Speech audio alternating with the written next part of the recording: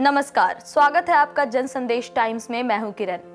आज हम आपके सामने पेश हैं संविधान निर्माता डॉक्टर भीमराव अंबेडकर के परिनिर्वाण दिवस पर उनकी जिंदगी से जुड़े कुछ किस्सों के साथ। सन 1891 महाराष्ट्र की रत्नागिरी नाम की जगह, जिस जगह जन्म हुआ एक ऐसे पावरफुल दलित लीडर का, एक ऐसे शक्तिशाली राजनीतिज्ञ, महिला मुक्तिदाता और एक अर्थशास्त्री के साथ साथ एक लेखक और विचारक का, जो कि एक महान व्यक्तित्व के साथ ही बुद्धिज्म का पुनरुत्थानवादी था।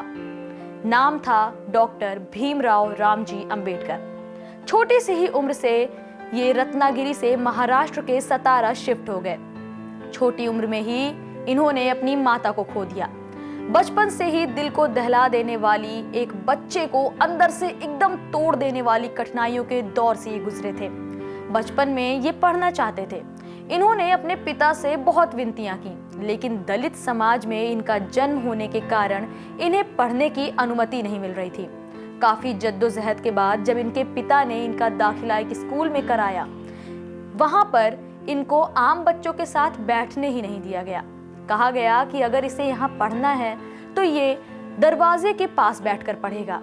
लेकिन उन्हें इस बात से कोई फर्क नहीं पड़ा और पढ़ाई में रुचि होने के कारण वो बाहर बैठकर पढ़ने लगे।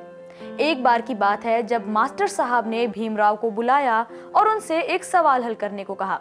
अंबेडकर ने जैसे ही सवाल हल करना शुरू किया, सभी बच्चे चिल्लाने लगे कि अरे मास्टर जी, ये तो नीची जाति का है, इसे आपने अंदर कैसे आने दिया। लेकिन भीमराव ने इस बात पर ध्यान नहीं दिया और सवाल हल करके उनका मुंह बंद कर दिया। बचपन से ही इन्हें अपनी छोटी जाति का होने के कारण बहुत दुख सहना पड़ा। इन्होंने बहुत संघर्ष किए। यही कारण है कि आज से लगभग 110 साल पहले निचली जाति से उठा हुआ लड़का मुंबई गया और इंग्लिश में इंटर किया, वहीं पर पॉलिटिकल साइंस और इकोनॉमिक्स में बीए किया।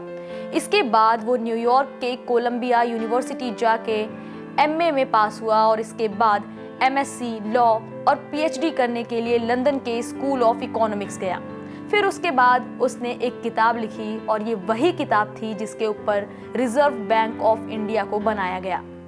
इतना सब कुछ करने के बाद भी छुआछूत वाली लोगों की मानसिकता ने भीमराव अंबेडकर का पीछा नहीं छोड़ा। भारत वापस आने के बाद जब ये मिलिट्री सेक्रेटरी की नौकरी करने लगे तो वहां का चपरासी इन्हें दूर से ही फाइल फेंक के देता था। ना कोई उनके साथ खाना खाता था, ना कोई बात करता था। इतने बड़े पद पर पहुंचने के बाद भी अंबेडकर ने उस दिक्कत का सामना किया जो उन्हें बचपन से जलाई जा रही थी, जो उन्हें अंदर से एकदम तोड़े जा रही थी। फिर उसके बाद से ही दलितों, पिछड़ों के मसीहा बनकर ये सामने आए और उनके हक की हर वो लड़ाई लड़ी जिसके वो हकदार थे। डायबिटीज के चलते बाबा साहब अंबेडकर ने 6 दिसंबर 1956 को अंतिम सांस ली थी। बाबा साहब की पुण्यतिथि आज के दिन परिनिर्वाण दिवस के रूप में मनाई जाती है। अब आप में से कई लोगों के दिमाग में शायद ये सवाल आ रहे होंगे कि आखिर परिनिर्वाण होता क्या है, इस शब्द का अर्थ क्या होता है, ये कैसे प्राप्त होता है और ये किसे प्राप्त होता है। चलिए अब हम आपको ये सब बताते चलते हैं। अगर आपको जानकारियों के हिसाब से बताएं तो परिनिर्वाण बौद्ध धर्म के प्रमुख सिद्धांतों और लक्ष्यों में से एक है। इसका वास्तविक मतलब मौत के बाद मोक्ष है। बौद्ध धर्म के अनुसार जो निर्वाण प्राप्त करता है वो सांसारिक इच्छाओं और जीवन की पीड़ा से मुक्त हो जाता है। वो जीवन चक्र से मुक्त हो जाता है और बार बार जन्म नहीं लेता। निर्वाण हासिल करना बहुत मुश्किल बताया जाता है। कहा जाता है कि इसके लिए किसी को बहुत ज्यादा सदाचारी और धर्म सम्मत जीवन जीना पड़ता है। 80 साल की आयु में भगवान बुद्ध के निधन को असली महापरिनिर्वाण कहा गया था। संविधान निर्माता डॉक्टर भीमराव अंबेडकर ने कई सालों तक बौद्ध धर्म का अध्ययन किया था। उसके बाद 14 अक्टूबर 1956 को उन्होंने बौद्ध धर्म अपना लिया। उनके साथ करीब 5 लाख समर्थक भी बौद्ध धर्म में शामिल हुए थे। अंबेडकर जी का पार्थिव अवशेष का अंतिम संस्कार बौद्ध धर्म के नियमों के मुताबिक मुंबई की दादर चौपाटी पर किया गया था। जहां उनका अंतिम संस्कार किया गया, उस जगह को अब चैत्य भूमि के नाम से जाना जाता है। अब हम आपको बता देते हैं कि आखिर भीमराव अंबेडकर की पुण्यतिथि परिनिर्वाण दिवस के तौर पर क्यों मनाई जाती है। डॉक्टर अंबेडकर ने सामाजिक छुआछूत और जातिवाद के खात्मे के लिए काफी आंदोलन किए। उन्होंने अपना पूरा जीवन गरीबों, दलितों और समाज के पिछड़े वर्गों के उत्थान के लिए न्योछावर कर दिया।